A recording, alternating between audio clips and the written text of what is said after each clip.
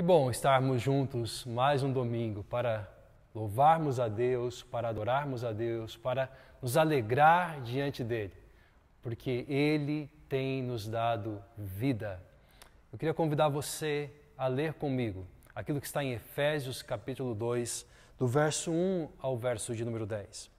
O apóstolo Paulo escreve dizendo assim: Vocês estavam mortos em suas transgressões e pecados, nos quais costumavam viver quando seguiam a presente ordem deste mundo e o príncipe do poder do ar, o espírito que agora está atuando nos que vivem na desobediência. Anteriormente, todos nós também vivíamos entre eles, satisfazendo as vontades da nossa carne, seguindo os seus desejos e pensamentos. Como os outros, éramos por natureza merecedores da ira. Todavia, Deus, que é rico em misericórdia, pelo grande amor com que nos amou, deu-nos vida em Cristo quando ainda estávamos mortos em transgressões. Pela graça, vocês são salvos. Deus nos ressuscitou com Cristo e com Ele nos fez assentar nas regiões celestiais em Cristo Jesus, para mostrar nas eras que hão de vir a incomparável riqueza de sua graça, demonstrada em sua bondade para conosco, em Cristo Jesus, pois vocês são salvos pela graça, por meio da fé, e isso não vem de vocês, é dom de Deus, não por obras, para que ninguém se glorie, porque somos criação de Deus, realizada em Cristo Jesus, para fazermos boas obras, as quais Deus preparou antes para nós a praticarmos. Como o apóstolo Paulo nos lembra nesse pequeno trecho da sua carta, nós somos criados por Deus, para a glória de Deus, resgatados em Cristo Jesus. Por isso, nesse tempo de culto, nós queremos bem dizer aquele que foi enviado pelo Pai para nos resgatar, Jesus Cristo, o nosso Senhor, Jesus Cristo, o nosso Salvador. Eu queria convidar você a um tempo de oração, eu queria convidar você a colocar a tua vida diante de Deus em oração. Você está em casa ou talvez em algum outro lugar, assistindo, participando conosco deste culto. Eu queria convidar você agora a se aquietar. Talvez se está em pé, se assentar e ter um tempo de um voltar-se inteiramente, integralmente a Deus em oração. Pois Ele que nos salvou tem prazer em que nós estejamos com Ele em oração, nos aquietando e confiando a nossa vida, colocando sobre Ele toda a nossa expectativa e todo o nosso viver. Vamos orar juntos. Bondoso Deus, nós te agradecemos, Pai, por esse tempo de culto que o Senhor nos proporciona. Que o Teu nome seja exaltado, Pai. Que o Teu nome seja bendito em nosso meio, Pai.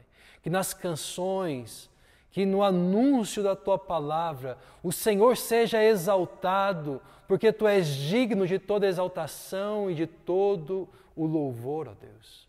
E que em nome de Jesus, enquanto Te adoramos, Pai, que o Senhor possa, ó Deus, nos edificar, que o Senhor possa, ó Deus, nos transformar, que a Tua palavra venha, Deus, em direção à nossa vida, que venha, ó Deus, tomando conta da nossa mente, do nosso coração, transformando, Pai, o nosso desejo no Teu desejo, as nossas ações nas ações que o Senhor deseja, espera e requer de nós. Abençoa, Pai, a vida de cada um de nós. Que nós, ó Deus, ao final deste tempo juntos, possamos, ó Deus, estar convictos de que Tua voz foi ouvida e de que a nossa vida, Senhor, foi uma oferta diante do Senhor. É o que nós Te pedimos em nome de Cristo Jesus. Amém e amém.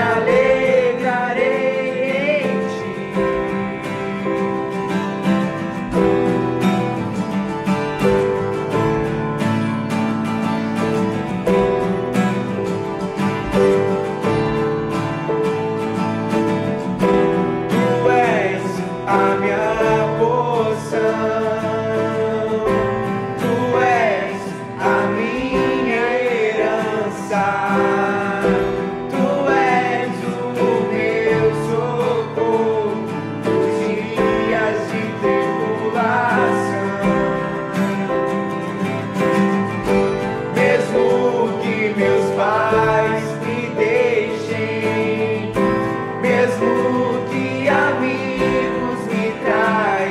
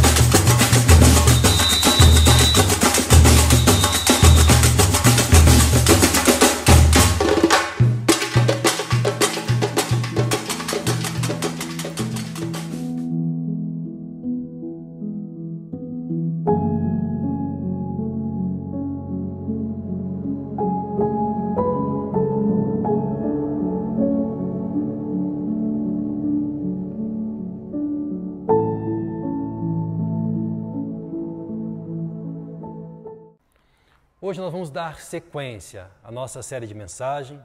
E se ainda não ficou claro que o nosso tema, cancelar uma alegria, não é sinônimo de cancelar um carnaval, eu quero esclarecer mais uma vez que a festa de carnaval está servindo apenas como um espelho para nos conectar ao nosso lugar feliz. Pois, como alguém já disse antes, a concepção comum de felicidade é que a felicidade é o fim. Isso é, a felicidade é o lugar, a felicidade é a cabana onde nós almejamos chegar e onde nós nunca conseguimos fixar morada, porque sempre algo, ou alguém ou alguma coisa nos tira desse lugar feliz. Foi certamente desse senso comum de felicidade, como sendo um lugar a se chegar, que Tom Jobim encontrou inspiração para a sua música, cujo tema é a felicidade.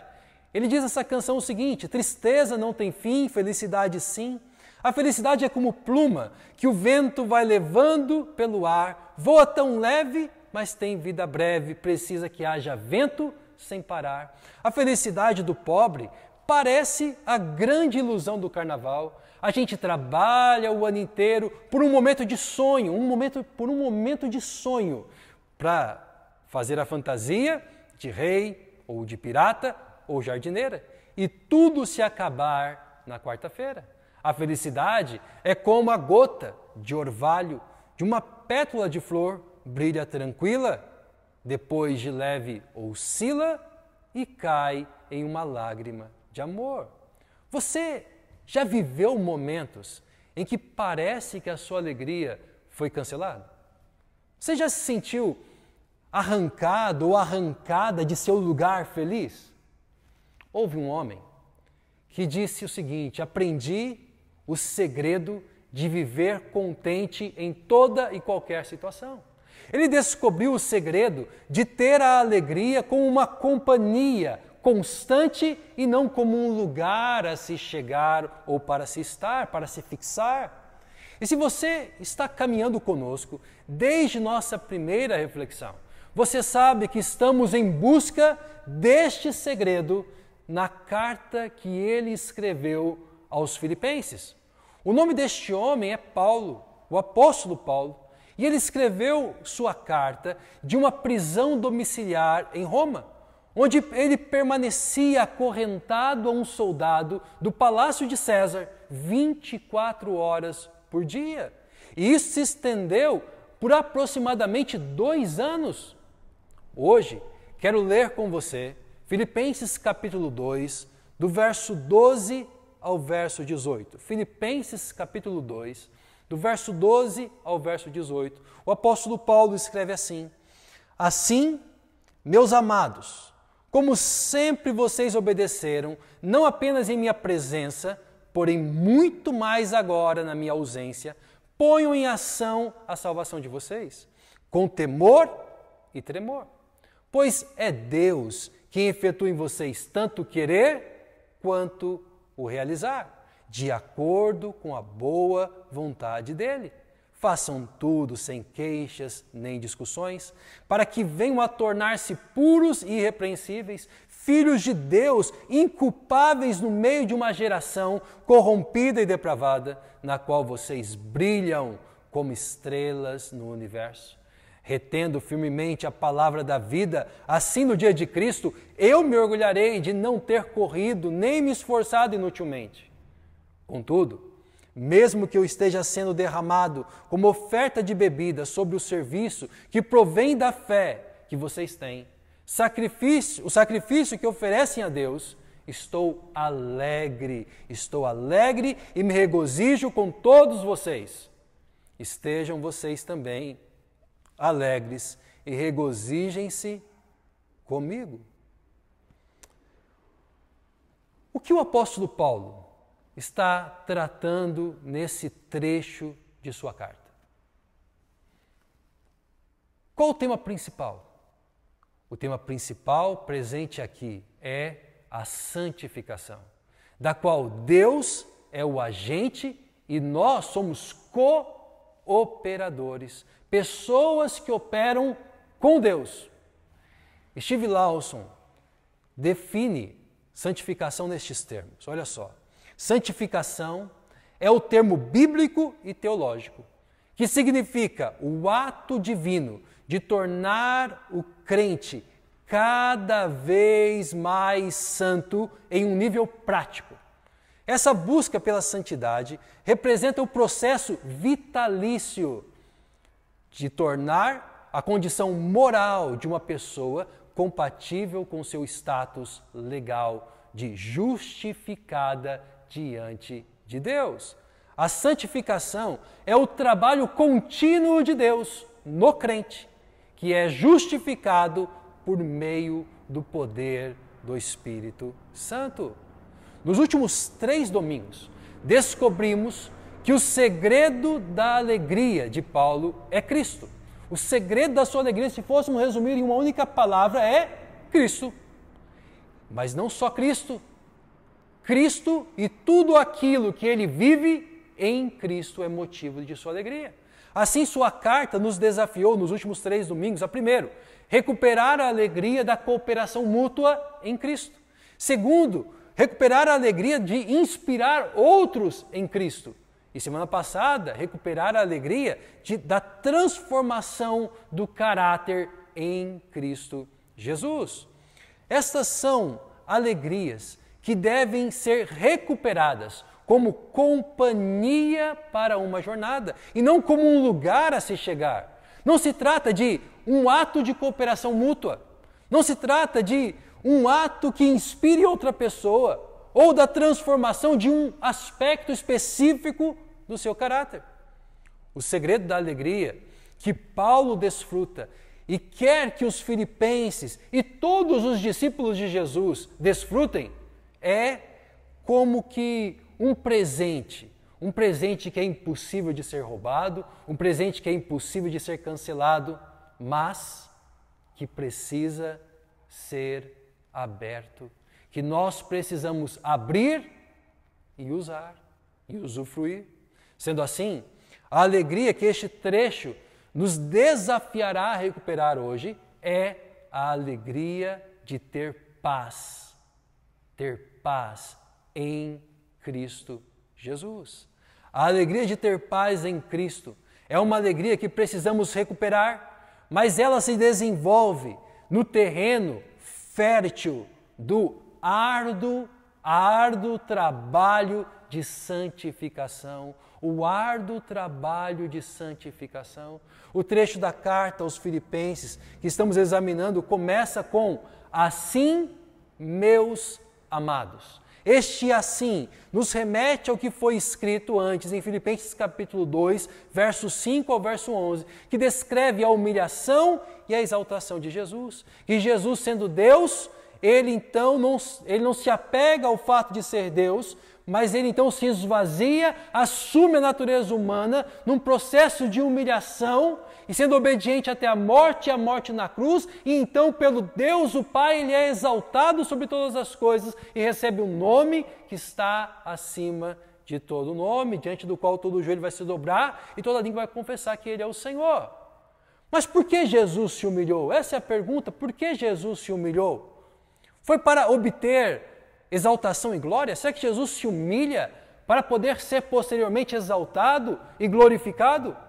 Entenda o que eu vou dizer para você agora. Jesus já estava exaltado e glorificado, conforme ele mesmo disse em sua oração, lá em João capítulo 17. Ele dizia: agora, Pai, glorifica-me junto a ti com a glória que eu tinha contigo antes que o mundo existisse. A glória que ele sempre teve antes que o mundo existisse. Cristo já estava glorificado. Lembre-se do que diz na abertura do Evangelho de João, quando João escreve lá no versículo 3 do capítulo 1, todas as coisas foram feitas por intermédio dele e sem ele, sem Jesus, nada do que existe teria sido feito. Então Jesus, ele não se humilha para ser exaltado, para receber glória, porque ele sempre a teve. Jesus se humilhou para que nele, para os que nele creem, para os que nele crescem, tenham paz com Deus e tenham paz com os homens.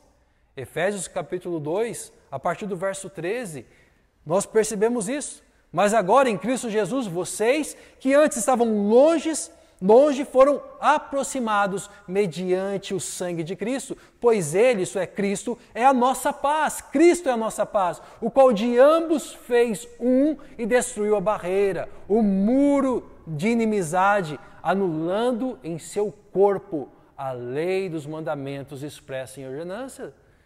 Ele continua, o objetivo dele era criar em si mesmo, dos dois, de judeus e gentios, um novo homem, fazendo a paz.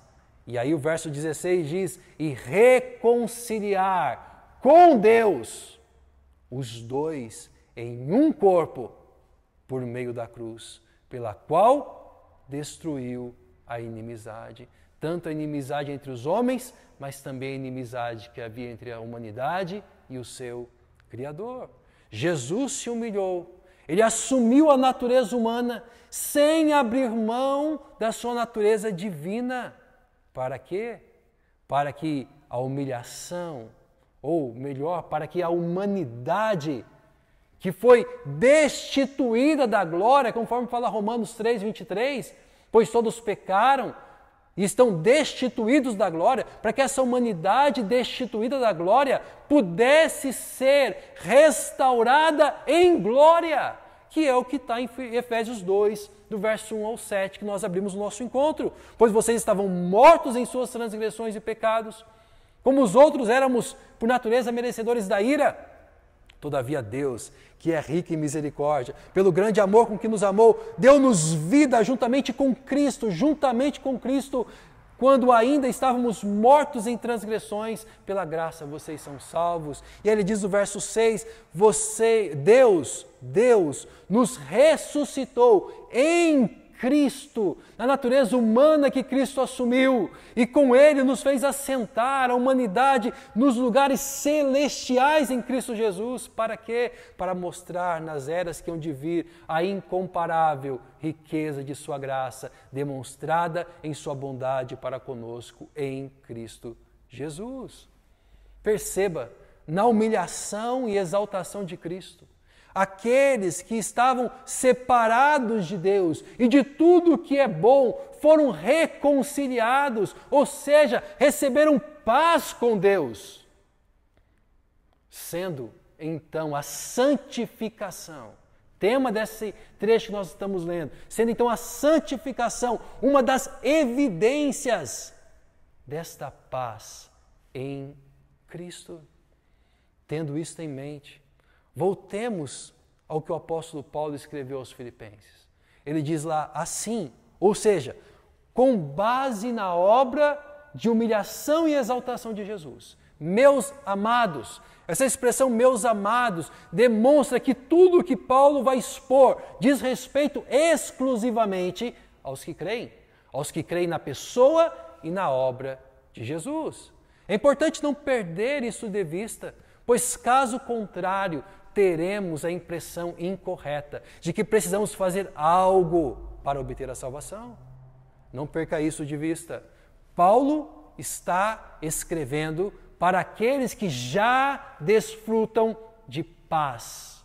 Paz com Deus em Cristo Jesus. Estes que têm paz com Deus em Cristo estão trilhando o caminho árduo da santificação, ou seja, o caminho árduo da obediência à palavra de Deus, que não depende da presença ou da ausência do apóstolo Paulo, pois conforme nós lemos na continuação do verso 12, assim, meus amados, como sempre vocês obedeceram não apenas na minha presença, porém muito mais agora na minha ausência. A santificação dos filipenses não dependia de Paulo, mas dependia de Deus, em cuja presença nos movemos e em cuja presença nós existimos. Os filipenses entendiam que a salvação pela graça não os eximia da responsabilidade de cumprir a lei moral de Deus, expressa em sua palavra. Então o apóstolo Paulo estimula aquela comunidade de discípulos de Jesus para que desfrutem da paz de Deus, dizendo para eles o seguinte: ponham ponham em ação a salvação de vocês com temor e tremor. Para entender o que Paulo está dizendo, é importante lembrar que a salvação é representada de 3 maneiras diferentes: passada, presente e futura, que se referem à justificação passada, à santificação presente e à glorificação futura. Na justificação, os discípulos de Jesus são imediatamente, guarda isso, imediatamente salvos da penalidade do pecado. Na santificação, os discípulos de Jesus são salvos progressivamente do poder e da prática do pecado.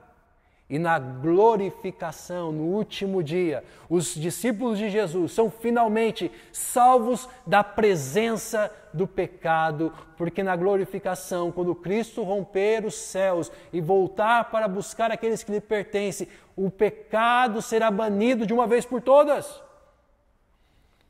Neste verso 12, a salvação que eles precisam pôr em ação ou desenvolver é a santificação.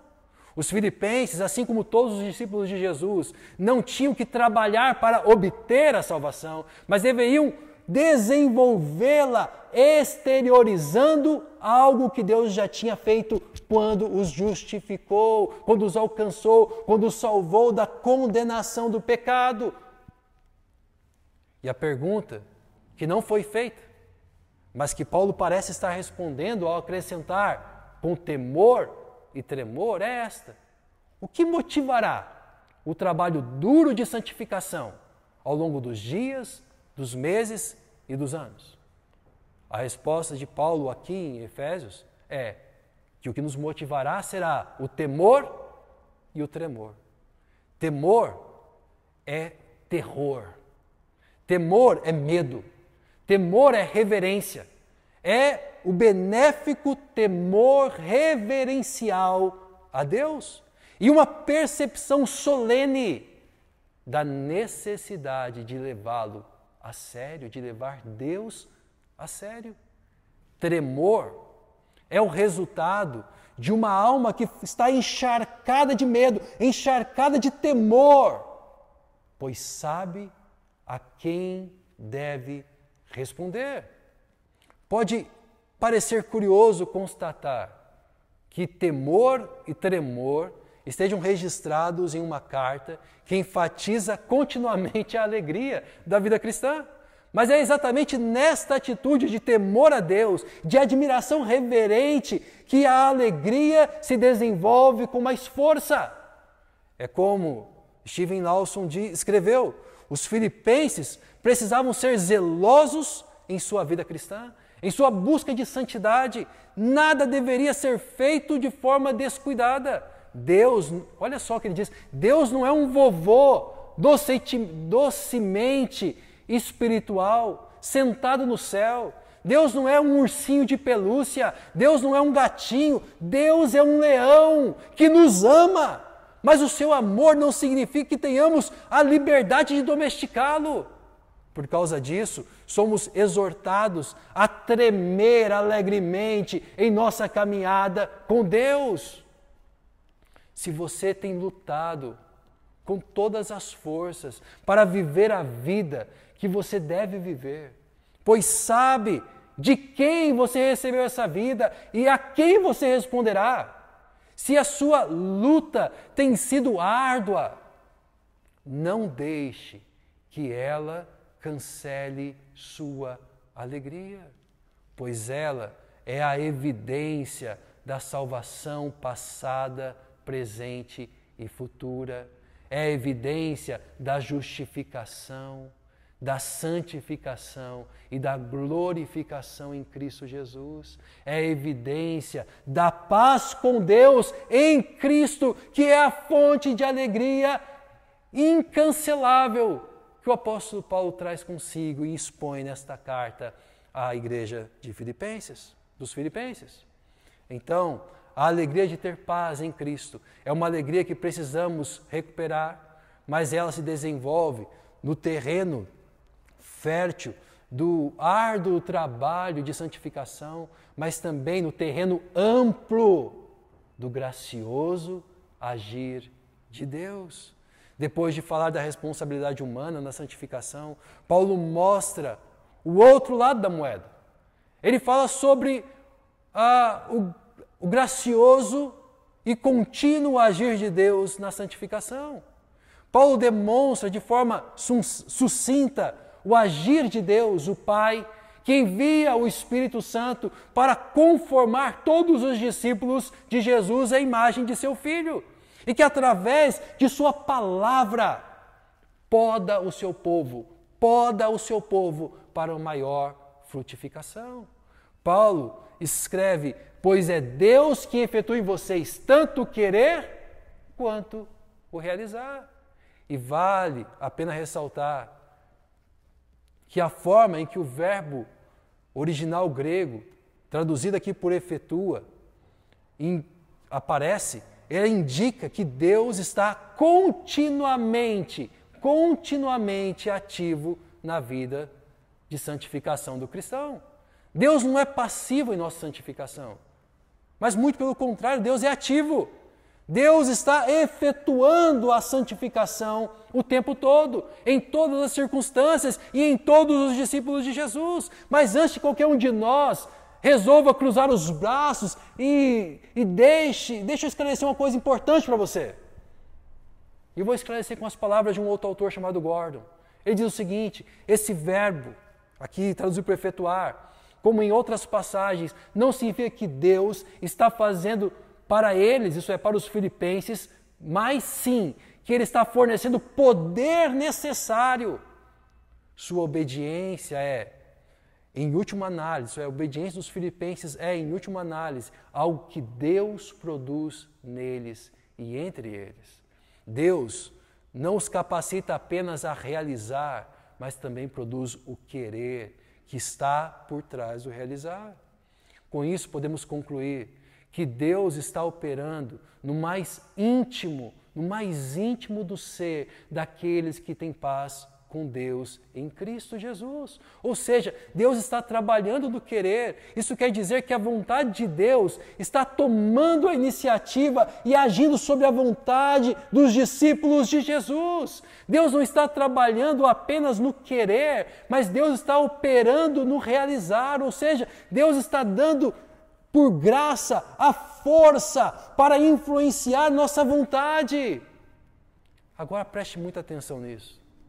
Deus trabalha em nossa santificação, porque Deus gosta, tem prazer de cultivar pureza de mente, de coração, de caráter em seus filhos. Deus faz isto porque Ele se alegra em ver a sua imagem restaurada em nós.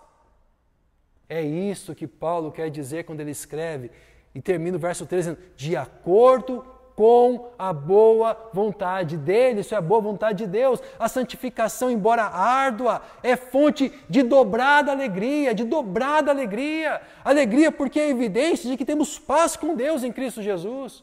Porque Ele nos salvou em Cristo, Ele nos justificou, e agora estamos em processo de santificação, enquanto aguardamos a glorificação. Mas a alegria é dupla, porque também é alegria porque nossa salvação alegra a Deus, a quem nós aprendemos a temer e a tremer. Na santificação, olha só, na santificação, Criador e criatura se encontram para sorrir, se encontram para se alegrar. Eu procuro correr pelo menos 3 vezes por semana. E há dias em que eu dou o meu máximo e o ar parece que vai faltar. E eu tenho a sensação de que não vou conseguir chegar no objetivo. Mas conforme eu prossigo ali, extenuado, cansado, sabendo que tem mais alguns metros, ou às vezes tem mais alguns quilômetros a serem feitos. E aí então, eu confesso a você que ali cansado,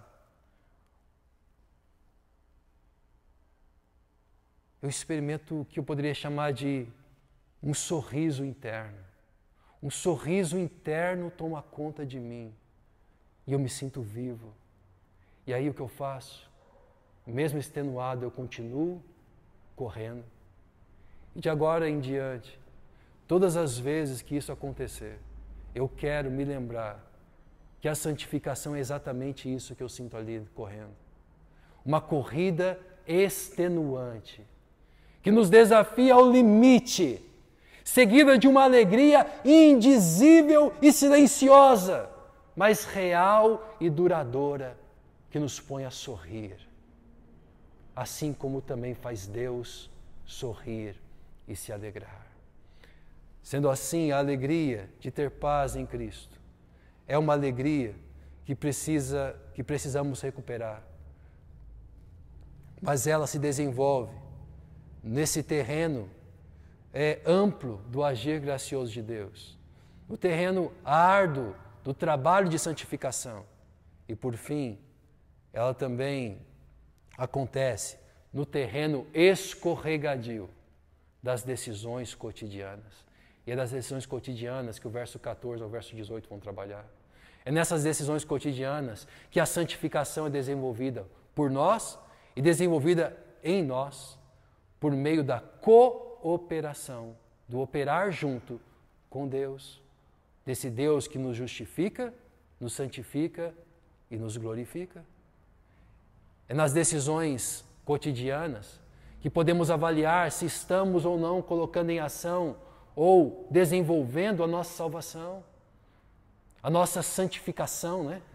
Esse processo de nos tornar semelhantes a Jesus. É ali que nós descobrimos isso, que temos como perceber isto. Por isso eu quero terminar apontando quais são as 5 decisões através das quais os filipenses deveriam demonstrar santidade, santificação no seu cotidiano. A primeira delas está no verso 14, não murmurar. Façam tudo sem queixas, sem discussões. Por quê? Porque nada justifica queixas particulares feitas em voz baixa. Nem mesmo justificam as discussões, que são as argumentações contrárias. Que argumentação contrária é normal, mas são argumentações contrárias, feitas de forma ácida, destilando veneno naquele tom de voz que você conhece, eu conheço, sei bem qual é. Ele então diz, parem de murmurar, deixem de murmurar, não murmurem. A santificação de vocês passa pelo não murmurar. A santificação de vocês deve passar no cotidiano pelo deixar a luz brilhar, verso 15. As queixas e discussões, então, devem ser abandonadas para que venham a se tornar puros e irrepreensíveis, é o que o apóstolo Paulo escreve àquela igreja. Isso é, tornar-se pessoas que não merecem censura e estão livres de culpa. Ele vai dizer mais, filhos de Deus inculpáveis, que não significa o fato de não pecar, viver uma vida sem pecado, mas indica viver uma vida sem defeito moral óbvio ou falha ética evidente. E aí ele continua, isso deve ser vivido aonde? No meio de uma geração corrompida e depravada. Isso é, moralmente distorcida, que se torceu em várias direções diferentes, mas sempre para longe de Deus e de sua palavra. E aí ele diz, é nessa geração na qual vocês brilham como estrelas no universo. A santificação deve nos ser vivida, deve ser uma decisão no cotidiano para nos tornar aqueles que brilham à luz de Cristo. Terceiro, o apóstolo Paulo fala no verso 16, nós podemos tirar ali o seguinte ensinamento: falem a palavra. É necessário falar a palavra, a vida sem murmuração, que brilha, é aquela que está, versículo 16, retendo firmemente a palavra da vida. Não está apenas apegado ao Evangelho, mas também está pregando ao Evangelho, porque não tem ninguém que diga, estou apegado ao Evangelho, que não esteja ao mesmo tempo pregando o Evangelho. Visto que reter, essa palavra ali usada, significa falar com confiança por longo tempo sobre determinado assunto. Dito isto, O apóstolo Paulo completa, uma vez que ele estimula, então, retendo firmemente a palavra, anunciando a palavra, ele continua o verso 16, assim, no dia de Cristo, eu me gloriarei. Ou melhor, ou nessa versão da NVI, eu me orgulharei de não ter corrido nem me esforçado inutilmente. Paulo diz que se alegrará nessa atitude dos filipenses, pois como escreveu MacArthur, ele diz o seguinte, da mesma forma que a doutrina sem caráter correto é hipócrita e ineficaz, assim também o viver correto é ineficaz se os crentes não estão proclamando a verdade do Evangelho. Ainda, em quarto lugar, ele fala sobre servir a igreja, versículo 17. A vida sem murmuração, que brilha e torna audível o Evangelho, deve servir a igreja e na igreja. E para demonstrar isso, o apóstolo Paulo faz referência à oferta de bebida. Quando o vinho, lá no Antigo Testamento, era derramado ou sobre ou então em frente do animal sacrificado, quando este estava em chamas. Contudo, diz o versículo 17, contudo, mesmo que eu esteja sendo derramado como oferta de bebida sobre o serviço que provém da fé que vocês têm, o sacrifício que oferecem a Deus. Estou alegre e me regozijo com todos vocês. Paulo está alegre porque não apenas ele, mas os filipenses com ele estão servindo a igreja. E ele ali, como acontecia na oferta, onde o animal era queimado, o vinho jogado sobre ou em frente, e aquela fumaça subia à presença de Deus. É assim que Paulo entende que ele e a igreja aos filipenses estão unidas como um serviço a Deus, como um culto agradável a Deus, servindo a Deus, vivendo a sua santificação na presença de Deus, sendo aceitos por Deus, porque desfrutam de paz com Deus. E por último, o apóstolo Paulo, então, estimula uma quinta decisão que deve acontecer nesse terreno escorregadio do cotidiano, que é compartilhar a alegria, versículo 18. Paulo termina apelando aos filipenses que compartilhem sua alegria com ele. Ele diz lá, estejam vocês também alegres e regozijem-se comigo, como qualquer outro homem. Paulo tem mais facilidade de pregar sobre a alegria do que vivê-la. E por isso, precisa da companhia de outros discípulos de Jesus, que compartilhem com ele sua alegria. Através destas 5 decisões, os filipenses estarão pondo em ação a salvação, ou seja, a santificação, a qual é fonte incancelável de alegria, pois testifica o tempo todo de que nós estamos em paz com Cristo. E em paz com Deus em Cristo, nós que fomos justificados, salvos da condenação do pecado, agora estamos progressivamente sendo salvos da prática do pecado. Porque um dia seremos salvos do próprio pecado que será extirpado e cancelado para sempre.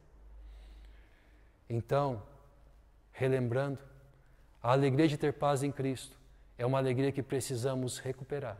Ela já está aí, já nos foi dada, precisamos recuperar, precisamos tê-la em mente, mas ela se desenvolve num terreno fértil do árduo trabalho de santificação, do nosso esforço de santificação, no terreno amplo do gracioso agir de Deus, que opera o querer e o realizar, e no terreno escorregadio das decisões cotidianas.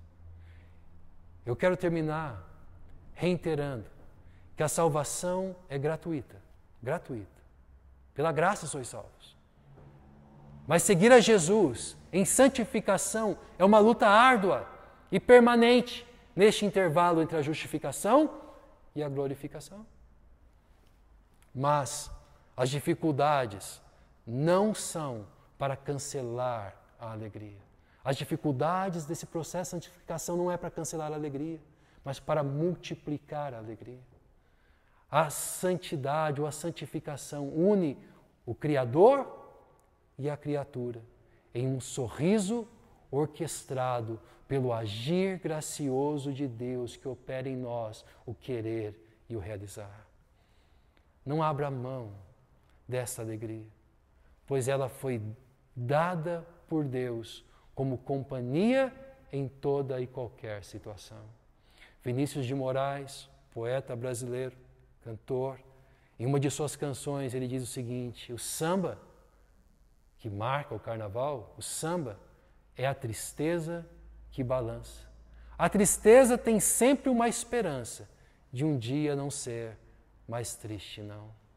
Nossas tristezas podem ser tristezas que balançam, quando entendemos que a santificação que nos coloca diante de tantas decisões difíceis é também a prova de que temos paz em Cristo Jesus. Estamos salvos, salvos da penalidade do pecado. Seremos salvos da presença do pecado. E estamos sendo progressivamente salvos do poder e da prática do pecado. Que o Deus da paz esteja com você e que a paz em Cristo alegre continuamente o seu coração. Eu gostaria de orar com você.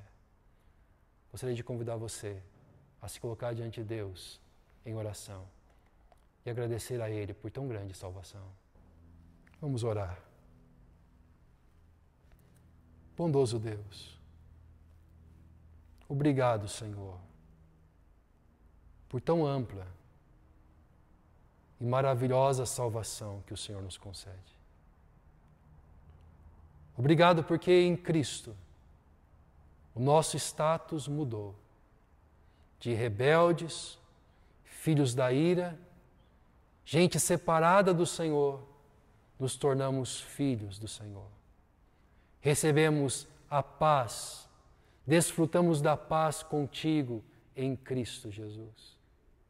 E um dia, nós então viveremos a eternidade com o Senhor, sem a presença do pecado. Enquanto esse dia não chega, Senhor, nesse intervalo onde a santificação acontece, onde o Senhor nos desafia a pôr em ação a nossa salvação, pedimos ajuda-nos, Senhor. Ajuda-nos para que não venhamos a permitir que as nossas lutas, que o cansaço, ó Deus, da caminhada cristã, venha, Deus, roubar a alegria que a vida cristã nos dá, Senhor. Que para isso, Senhor, possamos olhar cada dia mais firmemente para o autor e consumador de nossa fé, que é Jesus Cristo, e perceber que nele temos paz. Paz em meio às nossas tristezas. Por isso podemos desfrutar da alegria permanente, que faz as nossas tristezas balançarem, que embalam nossas tristezas, na esperança, na certeza de que um dia todas elas cessarão, porque a glorificação chegará e nós estaremos contigo a eternidade. Guarda-nos neste período que se chama hoje, Pai, para que possamos nos encontrar contigo naquele grande dia. É o que nós te rogamos em nome de Jesus. Quanto ao mais que o amor de Deus, o nosso Pai, que a graça salvadora de Jesus, que o consolo, o ânimo, a sabedoria do Santo Espírito esteja sobre nós. Que a paz de Cristo seja a nossa alegria, hoje e por todo sempre. Amém e amém. Que Deus abençoe sua vida, que Deus abençoe a sua semana.